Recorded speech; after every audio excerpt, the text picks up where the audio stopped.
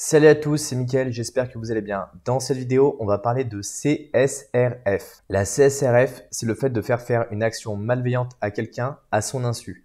Alors c'est quelque chose en général qui est très présent sur les forums ou potentiellement sur des formulaires, on va changer notre mot de passe parce que ça permet de réaliser justement en envoyant un lien à quelqu'un une action contre son gré. Par exemple, en changeant son mot de passe, en changeant son email ou autre chose.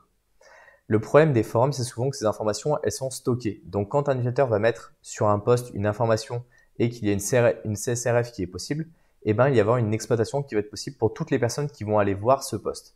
Et donc là, je vous ai montré un petit site qu'on a développé justement pour l'occasion, pour vous montrer un petit peu comment ça fonctionne, les CSRF.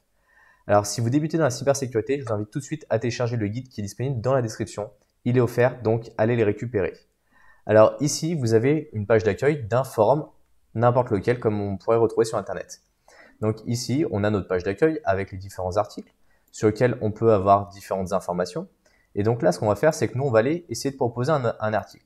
Donc ici, dans le pseudo, on va mettre par exemple, je sais pas, test. Dans le titre, on va mettre test titre.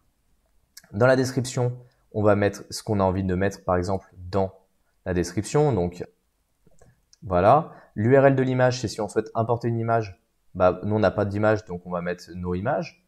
Et ici, par exemple, on va mettre, je sais pas, une publicité qu'on a envie de mettre pour faire la promotion de notre blog. Super blog, venez tous nous voir. Et donc ici, on va valider.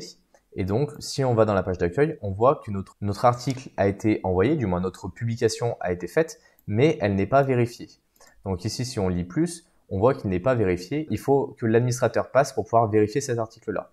Et donc, on voit qu'on est quand même vraiment très limité en termes de fonctionnalité. Et donc là, l'objectif en fait de la CSRF, c'est de faire valider notre poste par l'admin à son insu, sans pour autant qu'il soit obligé d'aller le valider manuellement, parce que potentiellement, ça ne répond pas aux différents critères d'utilisation du site internet. Donc ici, on a un bouton pour aller valider notre poste. Donc si on clique dessus et qu'on l'ouvre dans un nouvel onglet, on voit qu'on n'a pas le droit, que seul l'admin peut le faire.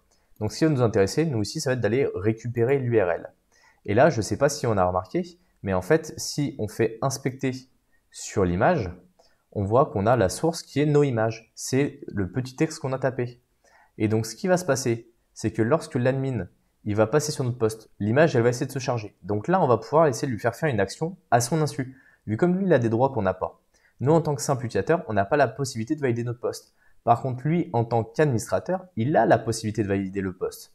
Et donc, ce qu'on va lui faire, c'est qu'au lieu d'aller charger l'image, on va aller lui faire charger la page qui valide notre poste. Et donc, automatiquement, quand il va arriver sur sa page d'accueil et que tous les postes vont s'afficher, eh ben, il va aller nous valider notre précédent poste.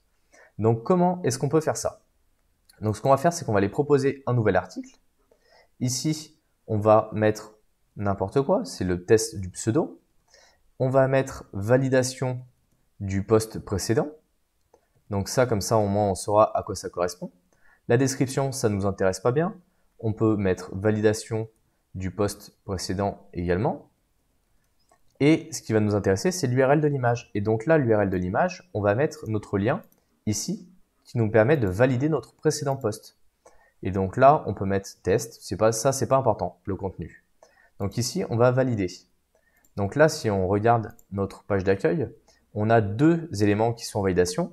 Le premier qu'on souhaite réellement afficher sur le forum, qui n'a pas été validé. Et ici, on a ensuite notre poste qui va nous servir à valider le précédent. Donc on voit que les deux images ne se chargent pas, mais ici, quand on regarde l'élément qui va être chargé lorsqu'on va aller ici, eh ben, on voit que c'est l'article qui est là. Donc là, si on fait un clic droit ici sur inspecter, on voit qu'on a bien l'URL qui permet de valider le poste. Maintenant, ce qu'on va faire, c'est qu'on va se connecter en tant qu'administrateur pour voir un petit peu comment ça se passe. Donc ici, on est en tant qu'administrateur sur le forum. Donc on voit qu'on a tout un tas d'éléments. On a accès à d'autres pages que les utilisateurs n'ont pas. Et donc ici, quand on va aller sur notre home, on va voir les différents articles qui ont été créés. Et ici, on voit par exemple que il y a des éléments qui sont en cours de validation.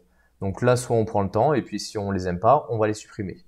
Mais là, la CSRF, elle a déjà fonctionné parce que ça a automatiquement validé l'article. Parce que dès qu'on a appuyé sur la page Home, c'est allé charger l'image. Donc ici, si on revient sur notre compte utilisateur traditionnel, donc ici, ça c'est notre compte basique. eh ben, on voit qu'en fait, le précédent post, il a été vérifié.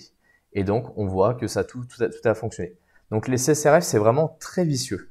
Parce qu'à partir du moment où on va pouvoir faire réaliser des actions à d'autres personnes, c'est relativement simple de pouvoir le faire. Aujourd'hui, il est possible de mettre des jetons anti-CSRF qui vont changer en fait à chaque fois qu'on va valider un formulaire. Et donc, je vous invite vraiment à mettre en place ces techniques-là pour protéger vos sites web. Les CSRF, aujourd'hui, c'est vraiment une vraie problématique parce qu'aujourd'hui, il en existe beaucoup dans plein d'endroits. Alors, bien sûr, toujours le faites sur un site qui vous appartient. Ne le faites pas sur un site qui ne vous appartient pas parce que ce serait une tentative d'intrusion, même si c'est uniquement côté client. Et aujourd'hui, là, je vous en montré uniquement pour valider un poste, mais comme je vous dis, on peut changer le mot de passe de quelqu'un via une CSRF, on peut changer son adresse mail de récupération et on peut faire tout un tas d'autres choses. Donc, on voit que ça a vraiment un impact qui est très important. Donc voilà, j'espère en tout cas que vous avez aimé la démonstration. Mettez un pouce bleu, abonnez-vous à la chaîne YouTube et dites-moi si vous voulez avoir également d'autres intrusions web que je vous montre un petit peu comment ça fonctionne en détail, au pas à pas, comme ça qu'on puisse étudier et voir comment on peut aller exploiter ces différentes vulnérabilités. La CSRF, c'est quelque chose qui est quand même relativement connu, qui a fait partie très longtemps du top 10 de l'OASP. Et aujourd'hui, on en retrouve encore beaucoup trop, malgré les différents frameworks de développement qui sont utilisés. Donc dites-moi si vous avez aimé ça. En tout cas, j'espère que vous aimez un petit peu ce nouveau format qui est plutôt orienté sur l'intrusion technique et les intrusions web. On se retrouve dans une prochaine vidéo. Salut!